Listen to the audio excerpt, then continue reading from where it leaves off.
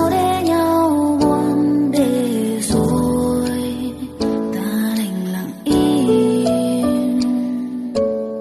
Chẳng lẽ anh muốn trái tim này dỉ máu? Chẳng lẽ anh muốn em nói hết yêu? Có lẽ hai ta nên dừng lại thôi, và rồi ngừng giây vò nhau. Cơn mưa kia có lại đâu đây, mang cho ta từng hơi thở nhẹ. Quên đi anh nhưng em còn xót xa. Hết yêu thương rồi phải không?